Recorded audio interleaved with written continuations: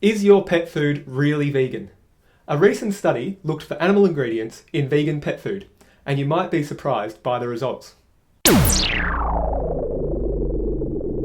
Keio Kanakabo and colleagues from the School of Veterinary Medicine at UC Davis wanted to see what they'd find if they looked for mammalian DNA in vegan pet food. They recently published a paper in the Journal of Animal Physiology and Animal Nutrition called Determination of Mammalian Deoxyribonucleic Acid in Commercial Vegetarian and Vegan Diets for Dogs and Cats, which basically means they wanted to see if they could find mammalian DNA in vegan and vegetarian pet foods where you wouldn't expect to find any. To do this, they purchased 14 different types of pet food. 13 were vegan, 1 was vegetarian. For each type, they purchased it twice, at least 3 months apart. They did this so they'd get different batch numbers, and they could see whether any results they found were consistent or were just spurious for particular batches. They purchased these pet foods from online, from local pet stores, and from a local veterinarian clinic. There were 6 dry foods, 4 for dogs, 1 for cats, and 1 for cats and dogs, which is really weird. I never knew that existed, but it does. And there were 8 wet foods, 6 for dogs, 1 for cats, and 1 for cats and dogs. They then used a special method called PCR, polymerase chain reaction, to see whether they could find mammalian DNA in these pet foods. So PCR uses small bits of known DNA to stick to specific regions of species genome. To determine whether there's any DNA in a sample, you put these little bits into the sample. Then if these bits stick to anything in the sample, they amplify and we're able to see them. So if you do have the genome of a particular species in your sample, you'll be able to find it with PCR, or you should be able to find it with PCR. This technique is really specific, and depending on what little bits of DNA we put into the sample, it tells us what species was there. So we can determine whether there was a particular type of species in the sample. To make sure their results were true, the researchers used 2 different DNA identifiers for each species they tested for. So if they found both of them, they could be sure that that DNA was actually in the product they were testing. The species they looked for included cows, pigs, sheep, horses, cats, dogs, mice, deer, goats, and rabbit. Unfortunately, what they found is a little bit troubling.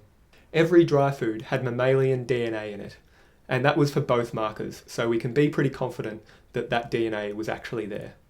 What's particularly troubling is that when mammalian DNA was found in a dry food, it was usually found in both collections of dry food, so that means that that was found across batches. The DNA that was found in the dry food included cow, pig, and sheep DNA, and there was also some unidentified DNA found. Finding these species isn't particularly surprising because these are the most used species in terms of human consumption. For the wet food, only the cat food had mammalian DNA, and it was cow DNA, and it was only found in one of the batches sampled. Now, on the face of it, these results seem a little worrying, particularly for people who are trying to exclude these types of products from their companion's diet on ethical grounds. This research can't say whether the presence of mammalian DNA is because of the intentional use of animal products or through cross-contamination during the production of these pet foods. Given the sensitivity of techniques like PCR, if the foods or equipment used in the production of these vegan pet foods came into contact with animal products during the production process, then it's quite possible that the PCR picked up the cross-contamination.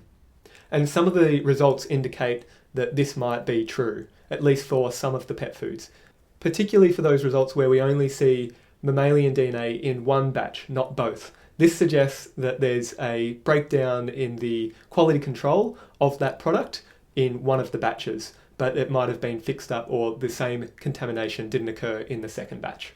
So this could all be a sign of poor quality control on the parts of the producers rather than intentional malzoan sabotage. Either way, vegans who choose these products are doing so to exclude certain ingredients from the diets of their companion animals, and it's not really good enough that these are found in the products that they buy. The producers of these products should be taking all necessary steps to ensure that there are no non-human animal ingredients in the pet food. Now, the researchers didn't say which brands of vegan pet food that they tested, which is a bit of a shame. But perhaps it's worthwhile sending an email to your local vegan pet producer and showing them this research. That's all, folks, and thanks for watching. Remember to keep on feeding your vegan companions a good, healthy vegan diet. If you have anything to add to the conversation, please leave the comments down below. And if you like this video, make sure to subscribe and share it with others. There are plenty more vegan side videos in the pipeline, so keep a lookout. Okay, see ya.